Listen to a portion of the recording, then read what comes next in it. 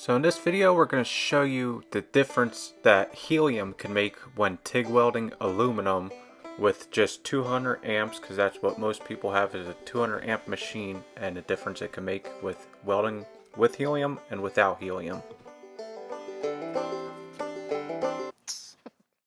TIG welding aluminum with helium and 200 amps, season 3, episode 4.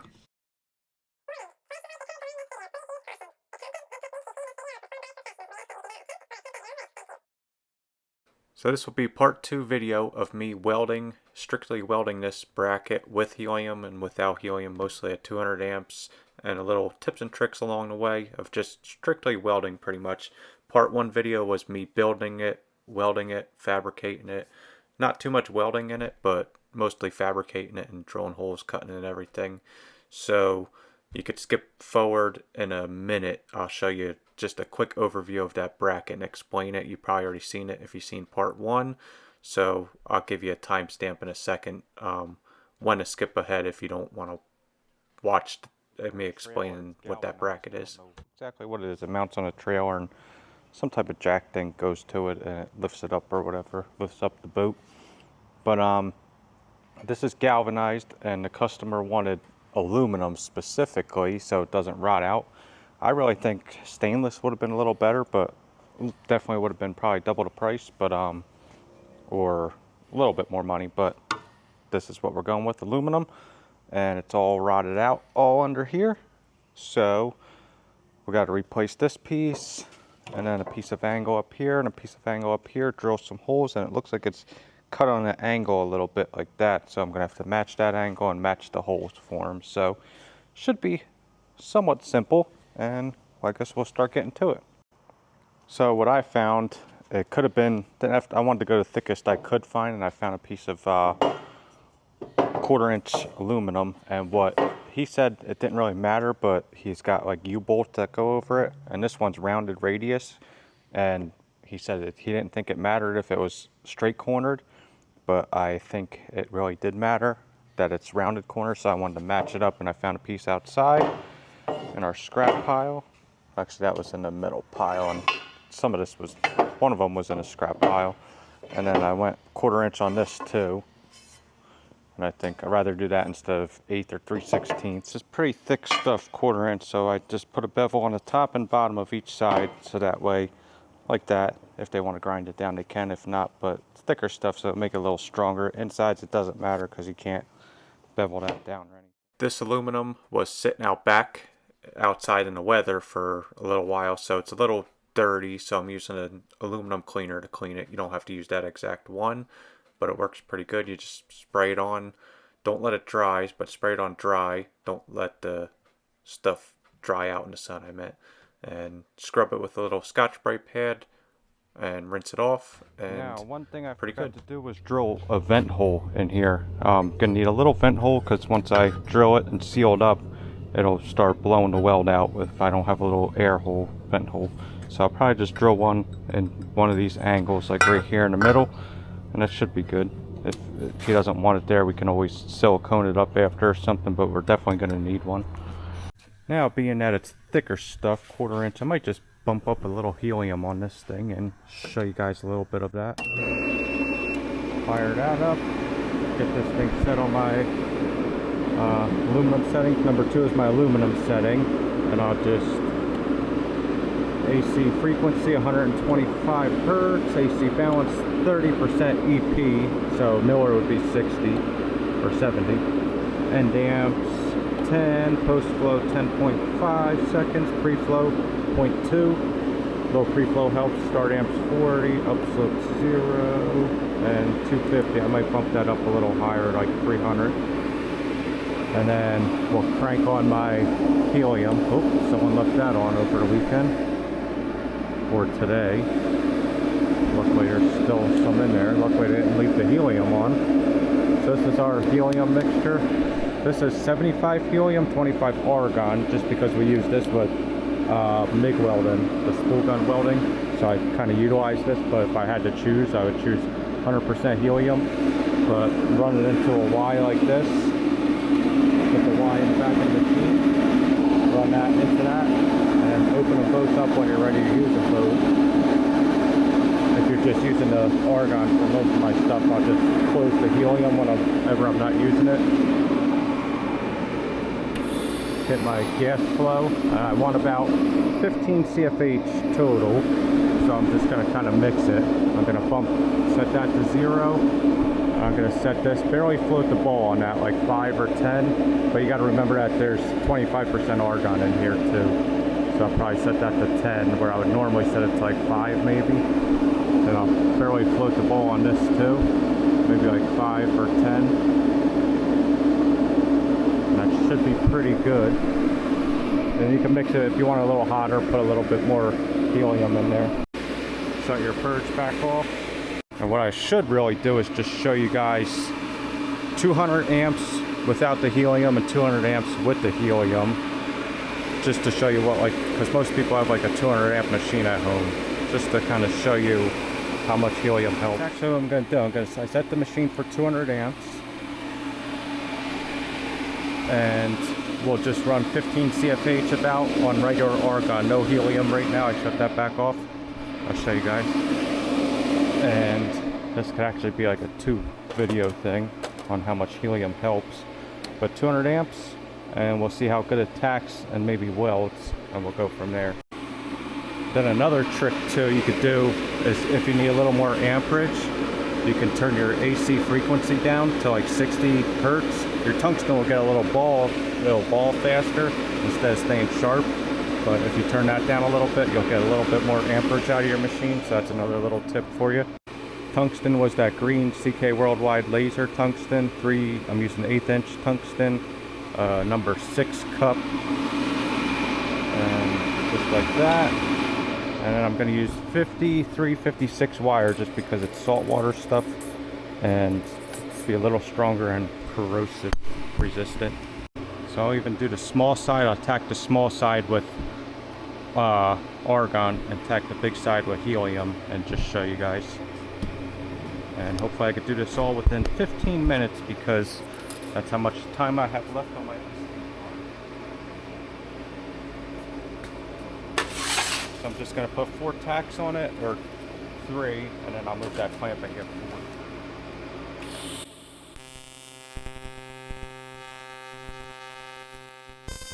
Now you could kind of see here a little bit, I am struggling just a tad to get those tacks going and heat up that metal. Now that's not if it was me at home, I would definitely preheat it, and that would definitely help a lot.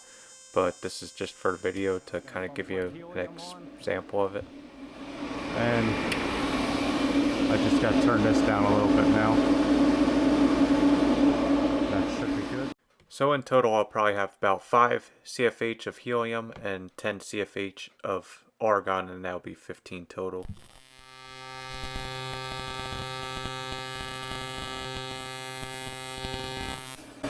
That tacked like nothing.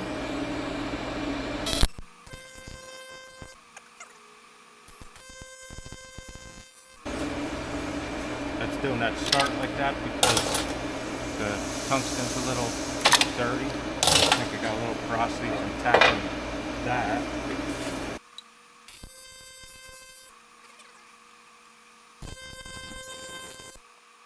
And the part's not even warm in the middle, so you can't say it's warm to help cheat it or whatever. Here, like when the part doesn't get hot enough fast enough, like to tack or whatever, the tacks turn a little brown and corrosive because it's not hot enough yet, and me trying to force tack it right away. But that's a lot cleaner, those tacks, because it's hotter. Now you can get away with, like, you don't need helium, you could preheat it. That would definitely help a lot, because once this is warmed up, I'm sure that'll start welding a little better, but we'll show you. Weld it when it's cold. I could do that, I don't know. I'll weld this first when it's cold, and we'll see how it works. Shut my our helium back off, turn this on, adjust my flow a little bit to about 15, 20. Still at our 200 amps. How I'm going to weld this is I'm going to weld this top piece first, then this top piece, then flip it, do the other piece, and then I'll do the insides after, because it takes more heat to weld the insides, and I always like to weld the insides last so it doesn't warp as much. I feel like it can't really warp as much going this way. So if anything, do it like that. I'd rather a little weld on there, make it a little stronger. So plus, if you don't have as much amperage to work with, it's easier to heat up your part like that instead of the inside. It's a lot harder to heat up first. So we'll start with that. Here's a little preheat trick I do if you need to. I dip the tungsten right there too, but I'll wash over it with no filler and kind of heat it up like once or twice if you need to. That can help you in a pinch if you need to. And this took at least a minute. I sped it up and cut some of this stuff out, but taking a good little bit of time. If I was at home or I only had 200 amp machine and this was my thing, I would definitely preheat it. Definitely helps. But you can see I'm struggling where it's taking a good little bit of time. Definitely a little dirty. I don't know if that was from not being hot enough, or I went and turned up my flow a little bit. This is a new regulator, and it's kind of a cheaper one. So it feels like the flow is like a little touchy. So not really sure. Probably should have went with a little better model, but maybe it didn't have enough flow. So now just bump this back down a little bit. So like 15, so it's like 1520 CFH, still at 200 amps.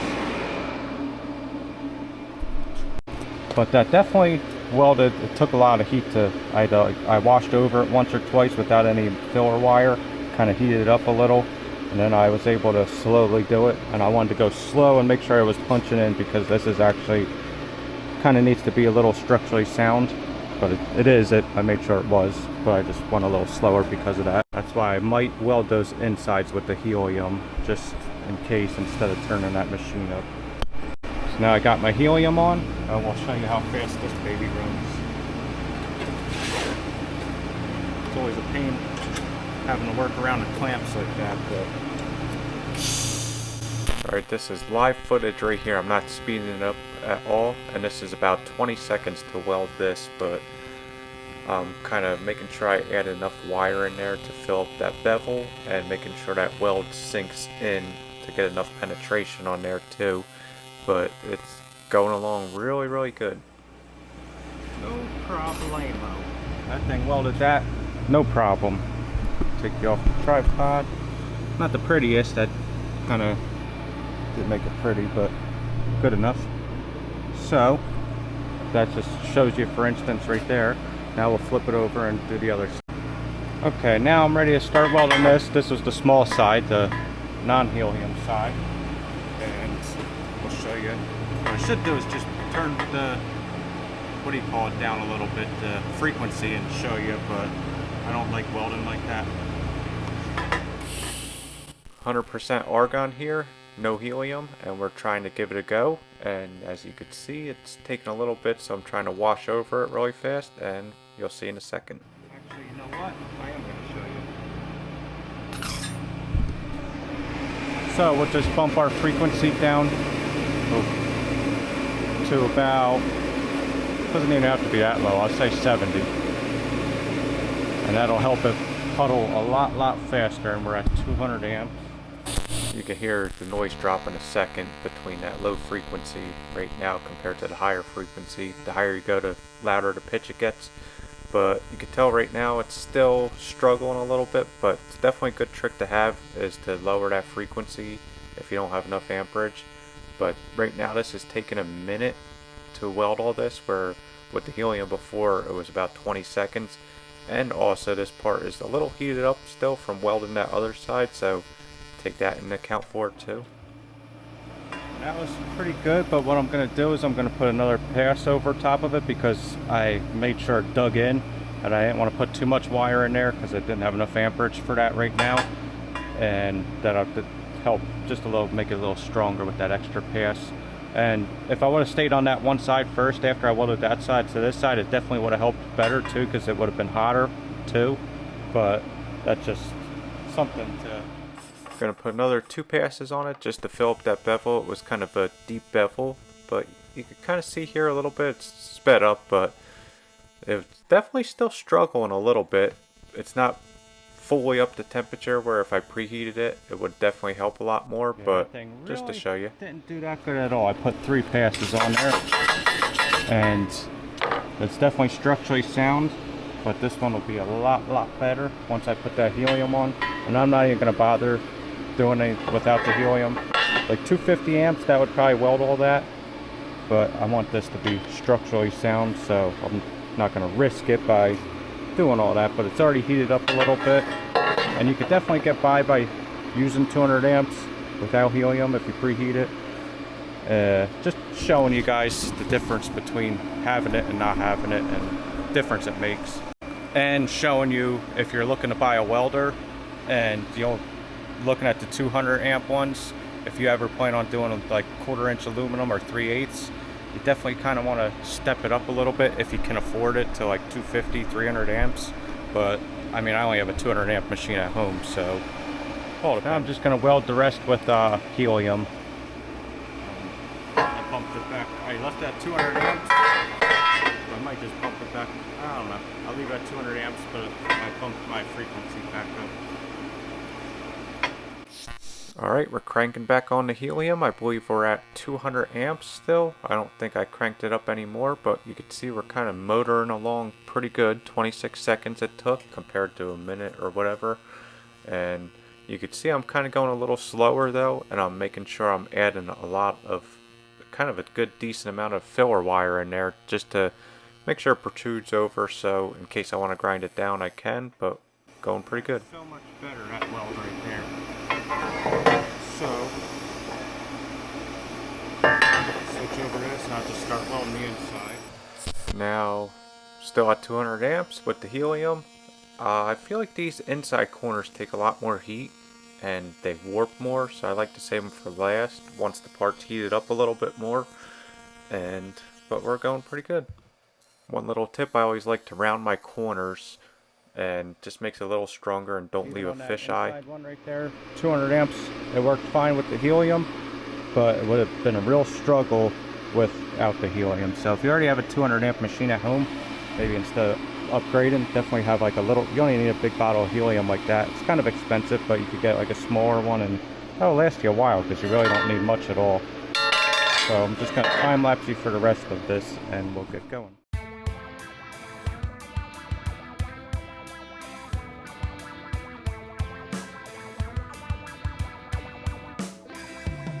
So that's it. You definitely want to make sure you shut your helium off though, because that's expensive and you don't want that to go to waste. Shut my valve, set your flow back to whatever you wanted at, unless you're still going to use that, but that's it. And there you go. So we are done, and I'll show you guys the final results right here. I think it came out pretty good. This one pass, I actually just went back over and kind of fused over it, which I don't like doing. But it was a little ugly and I wanted to just melt it in better. But everything else, that came out good. That came out good. That was just a regular helium. And what I did do, I bumped it up to 250 amps with the helium on the inside, which I probably didn't even need helium. I could have just ran it 300 and whatever amps I wanted and would have been fine. But the helium definitely helps, and it just sinks right in. It's just so much nicer. You could weld that as if it was like stainless and just buzz right by with it. But it came out pretty good, I think. Nice and in there pretty good. Definitely structurally sound, and that's just a little glimpse of that for you guys. But not too shabby, so it should be pretty good. And that's what it looks like, kind of matched up to the opposite, or the other one. I mean, it's obviously flipped, so the holes aren't going to match up, but looks pretty close to me. So out with the old, in with the new, and hopefully that aluminum works for him, but if not, I guess we'll find out. But I told him steel or galvanized or stainless would probably be better, but he wanted aluminum, so we'll see. If we have to, we'll put a little support on it for him if he wants in the future. We'll see after he starts jacking the thing up and if it starts bending a little bit. So that's pretty much it. And of course, now this thing's super hot where it would probably weld okay with the 200 amps without the helium. But that's it for you guys. So hopefully you guys enjoyed that little video. That was a little demonstration of helium 200 amp machines and little tricks that you could do to work around it or whatever you guys have. So, and my little project that I had. Anyway, hopefully you guys liked it. Subscribe if you not and you like the videos. A like and a comment. Let me know your little tips and tricks and what type of machines you guys are working with. If you do a lot of helium or thicker aluminum or whatever you do. Curious to know. And I think that's it. And we'll see you guys on the next one. Wojnarski, over and out.